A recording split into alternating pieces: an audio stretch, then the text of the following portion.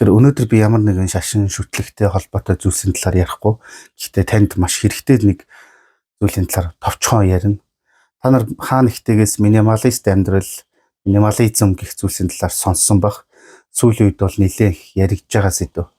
Тэгвэл энэ бол мэдээж бид бол маш их хэрэггүй зүйлсийг цуглуулад тэрэндээ цаг зав, стресс, уур бухимдлаа зарцуулж амьдрдаг. Хизээ хэрэглэх нь мэддэхгүй маш олон зүйлсийг гэр орондоо хадгалдаг, эсвэл хин нэг дуурайгаад автсан байдаг тий. Үүнээс л бид нар өөрсдийнхөө цаг зав аягүйх зарцуулах, нөгөөдөлөө имхэлэх гэж, зэгцэлэх гэж, дээш доош нь тавих гэж гих мэт тий. Энийгээ бид нар анзаардгүй л тий. Ямар хэрэггүй зүйлд цаг хугацаа зарцуулж байгаа. Тэгээ сүүлийн жилүүдэд ерөнхийдөө хүмүүс бол одоо тийм өөрт шаардлагагүй зүйлсүүдийг ингээд цуглуулахгүйгээр харин өөрт зөвхөн шаардлагатай зүйлсээ байлгаад хэрэггүй зүйлсээс салж байгаа тиймэрхүү одоо олон улсад тиймэрхүү үзэгдлүүд бол нэлээд их гарсан байгаа. За мөн энэ минималист амьдралын хэм маягийн талаар зааж сургасан, зөвлөсөн хүмүүс ч гэсэндээ аягүй их болсон. Тэгвэл өнөөдөр би энэ зүйлийн талаар гэхээс илүүтэйгээр оюун санааны одоо эмх зэгцийн талаар өөрийнхөө тарих оюун ухаан дотроо цэвэрлэгээ талаар ярих болно. Тэгэхээр бид маш олон зүйлд санаа зовж амьдрт юм байна. Бид болоод өнгөрсөн зүйлийн араас эсвэл болоогүй зүйлийн араас санаа зовдөг, өөрсдөө чилээдэг, бухимддаг, стресстэй, сэтгэл зовнилуудыг мэдэрч идэг те. Эндээс шалтгаалаад бидэрт ямар нэгэн тийм мухар сохор сүсэг бий болж идэг. Тэгэхээр бид нар яагаад өөрт ямар ч хамааралгүй зүйл санаа зовд юм бэ? Эсвэл зүгээр ингээд сошиалоор үтсэн, халтхан үтсэн зүйлтэй ч байд юм уу те. Ерөөсөө мэдхгүй нэг зүйлийг магтах, муулах, тэрний өмнөөс уурлах, ичих гэх мэт.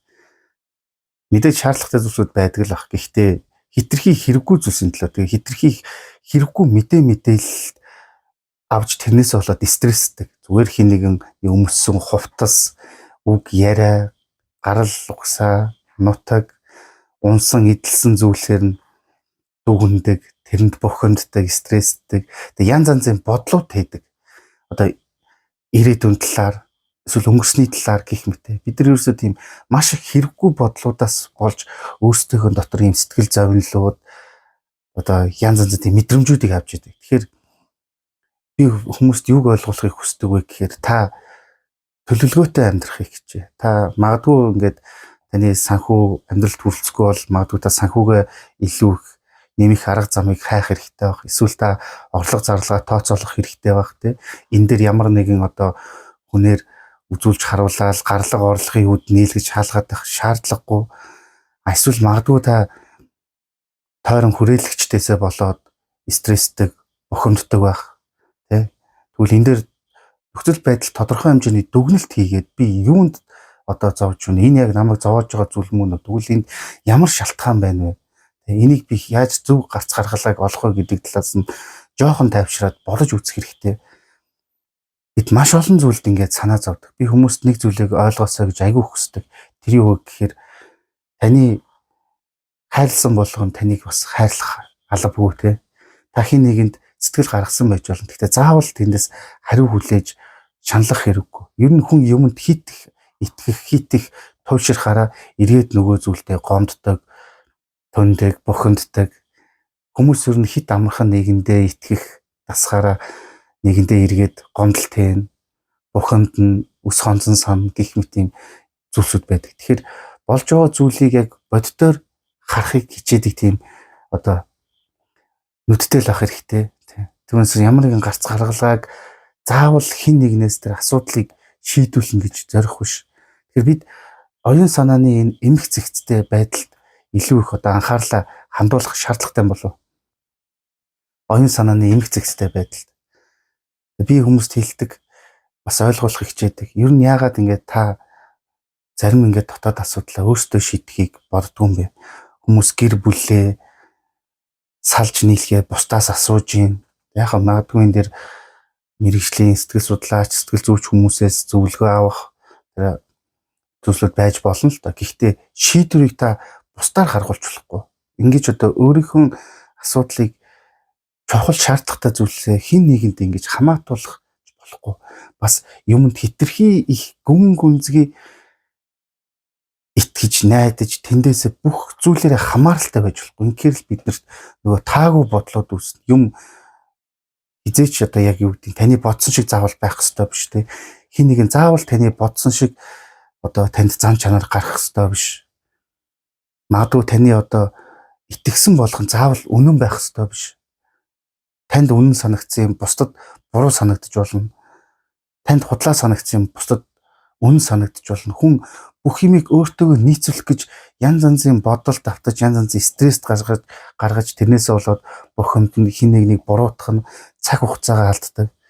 Тэгээ миний хүсдэг зүйлөө бол та одоо байгаа ад жаргалтай эхлээд талрах, магадгүй танд одоо сайхан тав тухтай гэр байж болно. Танд сайхан харилцаатай цөөхөн ч гэсэн найз байж болно. Таны амьдралаас та ямар нэгэн зүйлийг олж харах юм бол сайхан эерэг зүйлүүд зөндөө байгаа. Тэрэн дээрээ төвлөр. Түүнээс өөр хин нэгнийг яг өөрийн хүслээр байлгах гэж эсвэл та өөрийнхөө хийсэн буруу сонголтоо зөв байгаасаа гэсэндээ өөрийнхөө цаг хугацааг алдаж, стресстэж, гутарж, бохимдох, тэгж цагаа өнгөрөх шаардлагагүй. Тэгэхээр би нэг зүйлд айгүйх итгэдэг тэр юу гэхээр бид нар үргэлж ярьдаг учрах ёстой хүмүүс учирдаг, ирэх ёстой юм ирдэг гэдэг бол мөн адил хүн бас хэрэггүй зүйлсээс хагацах цагч ирдэг. Тэгэхээр учрах бүхэн учирдаг бол бас хагацах бүхэн хагацах боломжтой байдаг. Тэгэхээр энэ юу гэхээр хин нэгнээс холд хин нэгнийг хай гэж байгаа юм шиг. Гэхдээ өөрийгөө тавгуутуулсан тэр зүйлээ үнэн зөв байгаад өөрт чинь хэрэгтэй байгаад өөрт чинь үнэж байлгах гэж тэгж өөрийнхөө бие сэтгэлийн стрессийг одоо төрүүлж бохомдож, ганцаардаж, гомдож, томж ингэж өөрийнхөө цаг хугацааг бити дэмий зүйл зарцуулаарай л гэж хэлэх гээд байгаа. Энэ ороо дээр хамгийн одоо муу хөрөнгө оруулалт бол хэрэггүй зүйл цаг хугацаагаа зарцуулна гэдэг бол хамгийн бөгөөд нөхөгдөшгүй тийм одоо алдагдал байдаг гэж ярьдаг. Тэгэхээр аливаа зүйлд хэрвээ танд таалагдахгүй, онцгүй, мэдрэмж төрүүлсэн зүйлс байх юм бол зоригтойгоор өөрчлөхийг хичээ. Тэрнтэй заавал зурлах биш. Гэхдээ энэ нь таныг асуудлаасаа зүхтаа гэж байгаа юм биш шүү. Та өөрийнхөө юу хүсэж байгааг мэдж байгаа бол яг юунд хүрэхийг мэдж байгаа бол тэрнийхэн төлөө харин ч ууггүй тэмцэх хэрэгтэй. Гэхдээ таныг хойшин татж байгаа таны цаг хугацааг дэмий үрж байгаа тиймэрхүү эд зүйл, хүмүүс, зориг, сонголтоо зарим нь зүгээр тавьж явуулах хэрэгтэй. Харин тэрний оронд та өөрийнхөө юу яг хүсэж байна, тэрнийхэн төлөө юу хийх ёстой вэ гэдэг дээрээ илүү төвлөрөх хэрэгтэй. Түүнээс биш нийгэмд болж байгаа бүх энэ стресс, таагүй үйл явдалд та бохимдож эсвэл зүгээр л таагүй үйл явдал болгонд та хит их ач холбогдлоо гэж элдв янзын мухар сохор сүсэх давтаж эсвэл өөрийн хийсэн буруу сонголтуудад зөв байгаас гэсэнд өөрийнхөө хайрын цаг хугацааг алдаж хэрэггүй тийм. Амьдрал бол нэлээд баялаг. Би хүний амьдралд янз бүрээр өөрчлөгдөж байгааг харж ирсэн. Одоо энэ хинч биш, энэ юу ч биш гэд хэлэгдэжсэн хүн өнөөдөр маш гоё өөрчлөгдөөд амьдралаа маш гоё явж байгаад бусдыг ч гэсэндээ дагуулад явж байгааг харж ирсэн. Өөрт нь ирэхгүй юм шиг бусдыг ядуу хоосноор нь дуудаж байгаа хүн юу ч хөө болоод явж байгааг харж ирсэн. Хизээч засаршгүй дээ гэж хэлж байгаа хүн өөрийнхөө буруу зуршлаасаа салаад сайхан ажил амьдралтай болохыг харж ирсэн. Би маш их өөрчлөлтүүдийг харж ирсэн. Өвдсөн хүмүүс идгэрхийг харж ирсэн. Өөрөө өвдөхгүй юм шиг бусдыг өөнтгөлж, доогөлж аваад өөрөө өвдөж зовхыг харж ирсэн. Тэгэхээр бидэнд ерөөсөө энэ орчлон хорвоо бүгдийг өгдөг. Сайн, муухай бүхнийг. Гэхдээ зарим зүйлийг бид нар хүлээн зөвшөөрж бас чаддаг байх хэрэгтэй. Хүлээн зөвшөөрснөөр та гарц гаргалгаа болно. Нэг зүйл болохгүй байлаа гэд ганцхан тэрийг л заавал болохгүй мэтэр өөрийнхөө цаг хугацааг өөрийнхөө стресс одоо бодол тэ оюун ухаанаа зарцуулж стресстэж бухимдаж тэрнээсээ болоод сөрөг мэдрэмж авч тэрнтэйгээ зууралдаж болохгүй. Зарим юм хүлээн зөвшөөрөө, зарим юмыг тавьж явуулах, зарим юмдаас боолт хийх хэрэгтэй. Ингэснээр та өөрийнхөө яг зөв зам нь аль вэ? Би юун дээр ялт байгуулах вэ? Би өөрөө юу руу дайчлах вэ? Юун дээр би амжилт гаргах вэ гэдгээ харин илүү их олж чадах бах.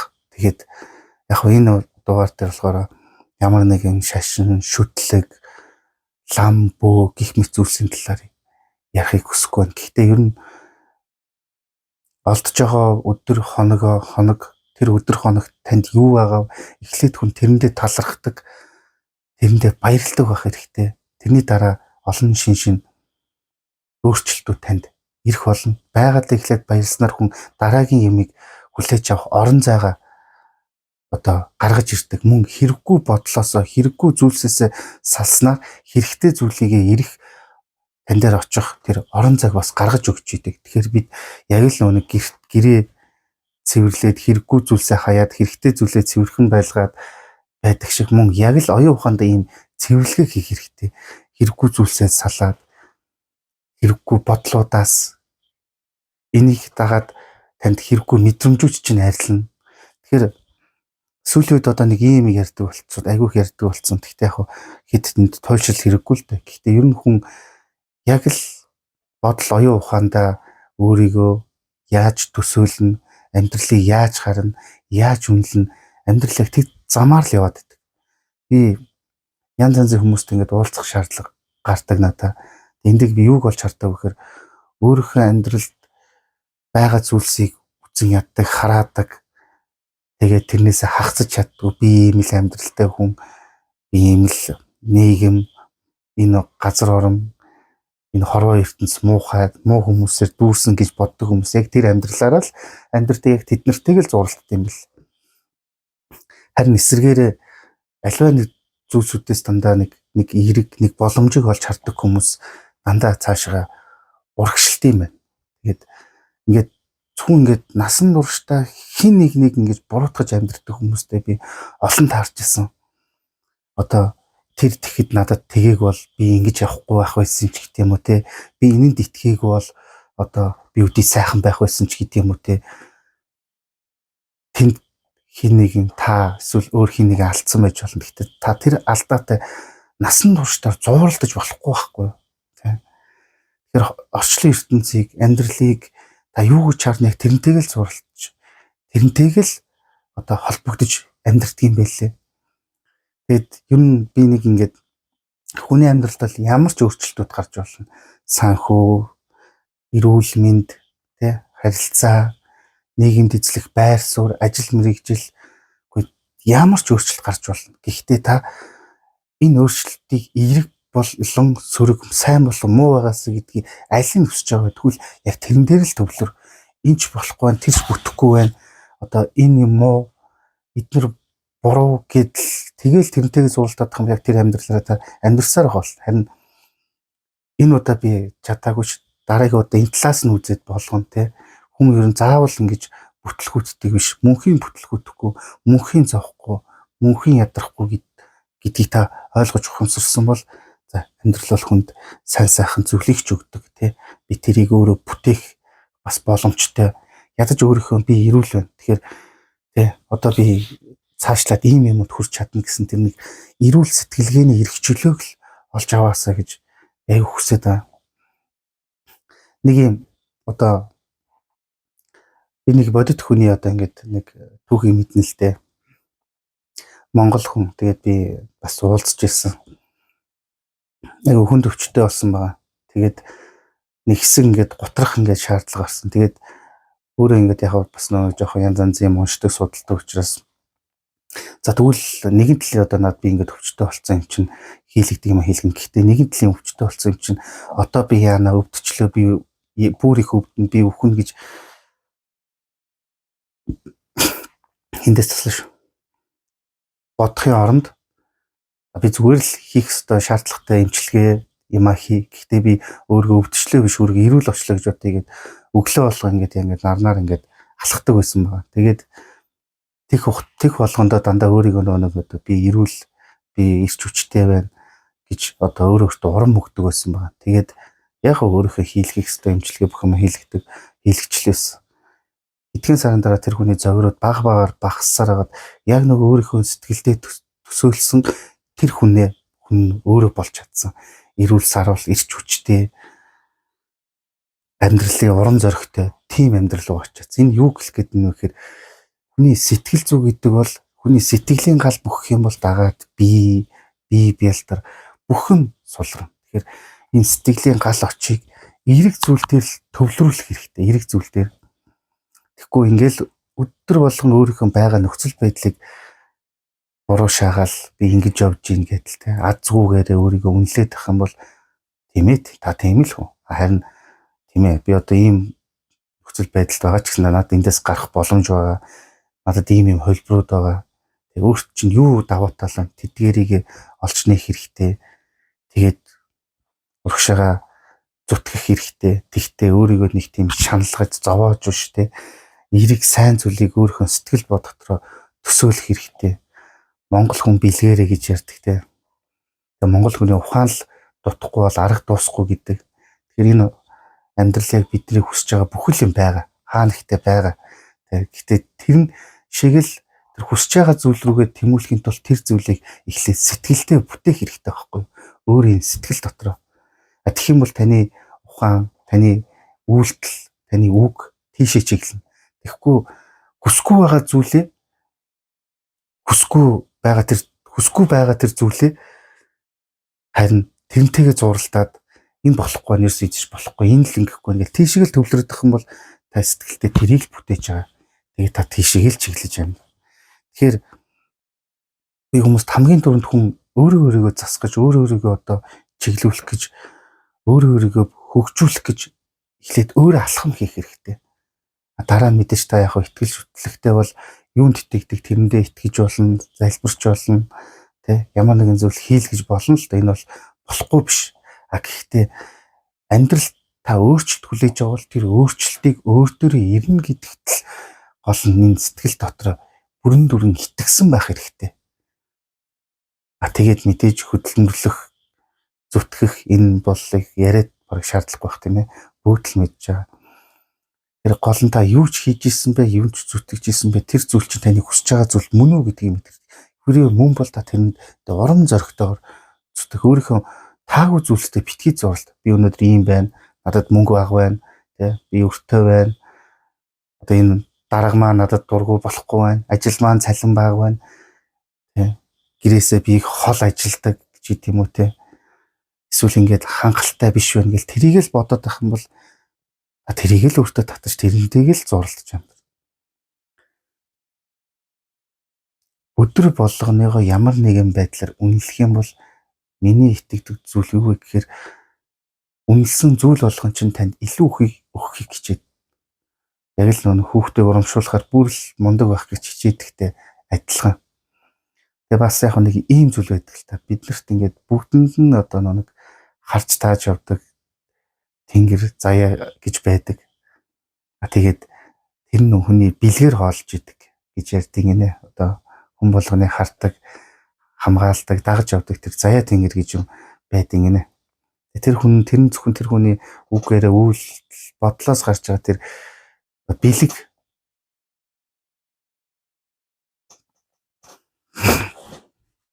За нэг хоёр тэр бид нар нэг ийм ярьдаг те. Хүн болгоныг харсан даасан тэнгэр гэж байдаг гэлтэй. Тэг яг хүмүүс нэг заяа тэнгэр гэж байдаг юм байна л да. Тэр нөө хүний бэлгээр хоолдог. Тэг. Хэр сайхан амны бэлэгтэй байна. Тэг хэр их бодол оюун санаанда зүгийг төсөөлж байна. Түүгээр нь хооллож тэрийг тэр хүнийг харж хамгаалж явдаг гэж. Яг энэ бол зүгээр итгэл үнэмшлийн зүйл шүү. Мэдээж энийг гаргаж ирээд үзүүлж харуулад баталж чадахгүй. Гэхдээ зарчим бол маш ойлгомжтой. Та аль болох өөрөөсөө болон амьдралаас бусдаас аль болох сайн талуудыг нь олж хараад тэрнийг нь үнэлж явах юм бол адаглаад таны муу одоо үг, муу бодлоор ч нь хоолж байгаа тэр муу зүйл таныг дагахаа болно гэсэн. Тэр хоолой болж байгаа гэсэн. Яг энэ сүсэг бишрэлийн хэмжээнд одоо тайлбарлах юм бол тэр биднийг одоо ингээд бид нар ярьдаг шүү дээ. Биднийг одоо харж тааж явдаг харсан мансан тэнгэр гэж байдаг гэтэргээд бид нар бол за 1 2 3 4 эндээс төсөл. Бид нар бүгдээр ярьдаг те. За хүн болгоныг харсан даасан тэнгэр гэж байдгаа те. Дагаж явдаг гэх мэт ингээл ярьдаг. яхав зөвхөн хүнийг нэг хаш тааж явдаг заяа тэнгэр гэж байдаг гинэ. Тэр нь хүний бэлгээр хоолдог. Тэрийг та юугаар тийчээд эргээ тань тэрийг ч нөгдөг. Тэгэхээр муу юм яриад, үргэлж мууг яриад, үргэлж өөрөөсөө муухайг олж хараад, үргэлж амьдралаас өсгөөл бусдаас хин нэгнээс ямар нэгэн зүйлээс хамгийн түрүүнд болохгүй бүтггүйг нь хараад л тэрнтэйгээ зурлах юм бол тэмэт эргээ та тэрийгээ л ав. Тэгэхээр оюун санаанд бид нар оюун санааны эмх зэгцтэй байдал гэдэг маань та хэрэггүй, сөрөг, өөрийгөө зовоож байгаа тэр бодлоос, тэр эд зүйлс, ямар нэгэн зүйлээс эхлээд салах хэрэгтэй. Тэгэх юм бол та харин өөрт чинь тохирсон, өөрт чинь нийцсэн тэр хүмүүс болон нөхцөл байдал, боломж болцоог хурж ирэх орон зайг нь гаргаж өгнө. Бид нар тодорхой хэмжээний нэг одоо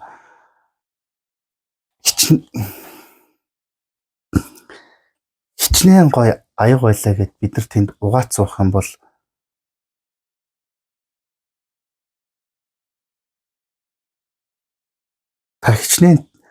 та хичнээн цэвэр усыг халтар савнд уух юм бол тэр ус халтар л болно. Тийм болохоор та өөрийгөө сав гэж бодох юм бол тэрнийг зэгцлэх хэрэгтэй, эмхлэх хэрэгтэй. Тийм бол тань дээр ирэх зүйл бас яг тэр дагуу цэвэр, ариун, үр өгөөжтэй байна. Өөрийнхөө хэрэггүй зүйлсийг өөрөөс авч хайснаар хэрэгтэй зүйлс чи ирэх тэр орон зайд бүртэн. Тэгэд би энийг бүр хүмүүс дахин илмээр санагдтыг. Ер нь хүн ингээд одоо л би чадахгүй байна. Болоо хангалттай энэс л хийх чадахгүй гэж бодож явах үед өөрийнхөө хүч чадлыг ер нь дөнгөжл 40% ашиглаж ирсэн байдаг. Тэгээ тэрнээс цааш дахиад хүмүүс технологи боломжууд байдаг байхгүй. Би чадахгүй гэж хэлж байхдаа тухайн өөрөөс гарах хүч чадлын 40% л ашигласан байдаг гэдэг. Тэгэхээр хэрвээ та одоо яг миний хэлж байгааг ойлгож байгаа бол та яг нөгөө нэг минималист амьдралын хэмээг гэдэг шиг хэрэггүй тогтчлоосоо саллах юм бол таны гэр эмх зэгцтэй болоод та одоо янз янзын юмд сатаарж өөрийнхөө цагийг барахгүй, хэрэггүй зүйлд ачаал бүгдл өгж өөрийнхөө стрессийг барахгүй түнтэй адилхан та оюун санаа дотор хэрэггүй бодлуудыг мөн өөрийнхөө хэрэггүй хүрээлэл мөн хэрэггүй зүйлсээс салж чадах юм бол та харин хэрэгтэйгээ эрэхтэр орон зайг л гаргаж өгнө гэдгийг хэлэх гээд байна. Тэгэхээр заавал бусдыг болон ямар нэгэн зүйлийг үнэхээр болохгүй байхад нь бүр хүчээр ингэж одоо болгох гэж оролцсноороо хүн цаг хугацаагаа л маш их бардаг. Тэгээ тэрнээс юу ч аж аргал мэдрэхгүй. Хүмүүс хийсэн сонголт нь буруу байхад тэрийг зөв байгаасаа гэсэндээ хитрхи их цаг хугацаагаа зарцуулж дараа нь стресстэй бухимддаг, аливаа шийдвэр гаргахдаа жоохон бодож үцхийг гүүгээр шууд сэтгэл хөдлөлөөр ханддаг тий.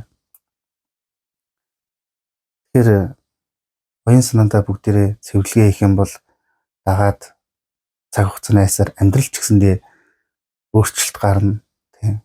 Адаглаад бид эрэг бодол мэдрэмжтэй эрэг өөртөө тааламжтай газраа эсвэл өөртөө тохирсон адаглаад хамгийн наазах нь бид нар эрэг бодол мэдрэмжтэй байлаа гэд юу нь буруу гэж. Заавал тэр нэг болохгүй бүтгүүтэй зурлаж амьдрах хэрэгтэй биш шүү дээ. Энэ асуудлаасаа цухтаа гэж байгаа юм бол биш шүү. Тэгээд энэ дугаараар яг оюун санаандаа цэвэрлэгээ хийхийг мөн яг л гэр орондоо бид нар цэвэрлэгээ хийдэгтэй адилхан оюун санаандаа юмд хандах хандлагандаа амьдралыг болон өөрийгөө юу гэж дүгнж байгаа дүгнэлтэндээ сэтгэл дотор юу тээж байгаа тэрэндээ л цэвэрлэгээ хийх юм бол яг таны гэсэн зүйл ирэх орон зай үлдэн шүү гэдгийг л хэлмээр байгаа. Тэгээ энэ хүртэл сонсон